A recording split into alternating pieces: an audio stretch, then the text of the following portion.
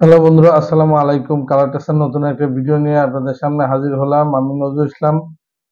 আজকে আলোচনার বিষয় হলো কাটিং এর মাল কাটার আগে প্রসিডিউর গুলো আসলে কি কি, কোন কোন প্রসিডিউরে মাল কাটতে হবে এবং কোয়ালিটি কি কি জিনিস ফলো আপ করতে হবে। আমি সংক্ষিপ্ত আকারে আপনাদের বলে দেব। আপনারা স্টেপ বাই স্টেপ ওরকম আপনারা কাটিং কোয়ালিটি প্রসিডিউর মেনটেন করুন। প্রথমে ফেব্রিক আসার পরে যে কয়টা ব্যাচ আসছে টোটাল ফেব্রিকটাকে বুঝে নেবেন। বুঝে নেওয়ার পরে তারপরে ফেব্রিকের প্রথমেই শেড ব্যান্ড চেক করতে হবে।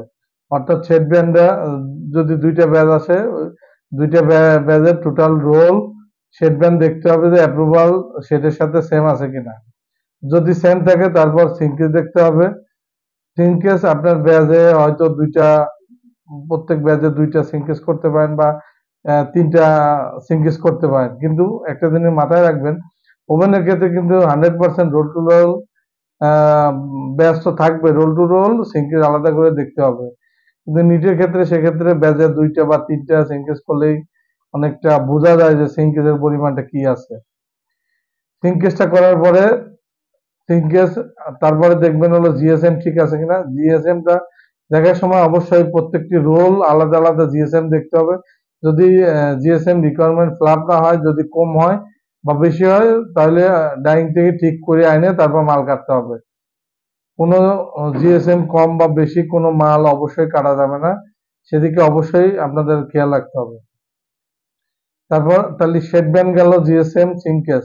তারপরে আসে লেস স্পেডিং, অর্থাৎ লেটার হাইট কতটুকু হবে। যেমন যেমন আপনার লে কাটিং এর আগে ফেব্রিকের রিল্যাক্সেশনে একটা ব্যাপার স্যাপার থাকে। যেমন যে কোনো লেখা কাপড়ে 24 ঘন্টা রিল্যাক্স দিতে হবে, সিঙ্গেল জার্সিতে 6 ঘন্টা বা 12 ঘন্টা রিল্যাক্স দিতে হবে, এবং পিকে কাপড়গুলোতে 12 ঘন্টা রিল্যাক্স দিতে হবে। আরেকটা জিনিস মাথায় রাখতে হবে, লে কাটিং এর সময় অবশ্যই কাটিং এর হাইটটা অবশ্যই এটা মেনটেন করে দেখতে হবে, মেনটেন করতে হবে। কারণ দেখা গেছে যে সিঙ্গেল জার্সি 120 পিস লেতে 160 জিএসএম বা 120 পিস লেতে 3.5 ইঞ্চি বা 4 ইঞ্চি হতে পারে। সেক্ষেত্রে আপনার সিঙ্গেল জার্সি 160 জিএসএম এর ক্ষেত্রে 3.5 ইঞ্চির উপরে বা 3 ইঞ্চির উপরে লে হাইট দেওয়া যাবে না। আরেকটা জিনিস অবশ্যই মাথায় রাখবেন, সেটা জন্য মার্কার লেন্থ। মার্কার লেন্থ যত কম হবে, অর্থাৎ মার্কার লেন্থ স্ট্যান্ডার্ড ধরে নিতে পারেন 5 ইয়ার্স। আপনার মার্কার লেন্থ যত ছোট হবে তত আপনার ফেব্রিকের কাটিং কাটিং পার্স, অর্থাৎ কাট প্যানেল সবসময় বেটার হবে। কারণ আপনার লেজ যত বড় দেবেন আপনার কাটিং মেজারমেন্ট ডিসক্রিমিনেন্সি তত বেশি হবে।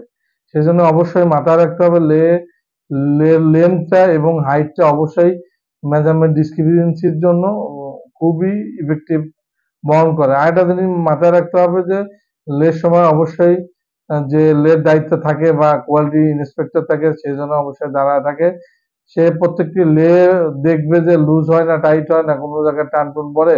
এবং আরেকটা জিনিস অবশ্যই মাথায় রাখবে, লে দেওয়ার সময় অবশ্যই কোয়ালিটি ইন্সপেক্টর দিয়ে ইনশিওর করতে হবে।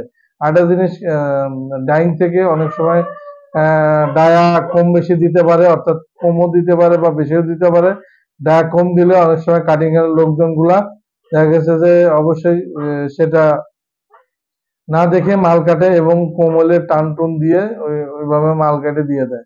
এটা কখনোই করা যাবে না। কাটিং কোয়ালিটি অবশ্যই সেটা দেখতে হবে, এবং ডাইং থেকে যাতে ওই ধরনের ডায়া কম বেশি না হয় সেদিকে অবশ্যই ডাইং এ চাপ দিতে হবে, যাতে এই ধরনের উল্টাপাল্টা ফেব্রিক বা উল্টাপাল্টা যাতে না দেয়, ফেব্রিকেশন যাতে না দেয়। আরেকটা জিনিস মাথায় রাখতে হবে, কাট প্যানেল করার সময় অবশ্যই টপ বটম মিডিল রিপোর্ট করতে হবে এবং প্যাটার্নের উপর ফেলা পিস টু পিস দেখতে হবে। আরেকটা জিনিস হলো যে কাটিং এর রিজেকশনের পরিমাণে 0 করতে হবে, 0.2 করতে হবে, এর বেশি যাতে না হয়। কারণ আপনার রিজেকশন গেলে সুইং এ শিপমেন্ট করতে সমস্যা হয়, এবং সুইং করার পরে নির্দিষ্ট মাল ফিনিশিং এ বোঝাই দিতে কষ্ট হয়। আমার এই মেসেজটা অবশ্যই আপনাদের উপকৃত হবে পাই টু পাই যদি আপনারা মানেন। আরেকটা জিনিস হলো যে যদি আপনি অল ওভার প্রিন্ট কাটেন, অল ওভার প্রিন্টে কোনো মাল কাটেন, 100% স্যাম্পলের ওয়েদারে কাটতে হবে অথবা অ্যাপ্রুভাল সোয়াচ ধরে ওই মেনটেন করতে হবে। আপনি অবশ্যই মাথায় রাখবেন এওপি মানে 100% ওই মেনটেন করতে হবে, অল বডি ওয়ান ওয়ে অবশ্যই কাটতে হবে। আরেকটা জিনিস হলো যে কিছু কিছু ফেব্রিক যেমন ভেলভেট ফেব্রিক, তারপরে এরকম অনেকগুলা ফেব্রিক আছে যেগুলো আপনাদের অবশ্যই ওই মেনটেন করে কাটতে হবে, না হলে ডিসকাস করে কাটতে হবে। আর কিছু কিছু ফেব্রিক আছে যেমন অফেল বা ওয়াশের মাল থাকলে এগুলা 100% প্যানেল ওয়াশ করে মাল কাটতে হবে। আর প্যানেল ওয়াশ করে মাল না কাটলে মেজারমেন্ট ডিসক্রিমিনেন্সি হতে পারে।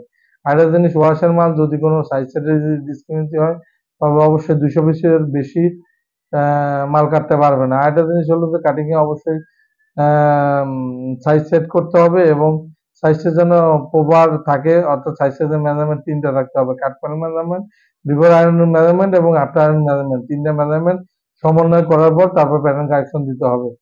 অবশ্যই আমার এই ভিডিওটা যদি আপনাদের ভালো লাগে তাহলে অবশ্যই আমার পাশে থাকবেন এবং চ্যানেলটি সাবস্ক্রাইব করবেন। Thank you so much.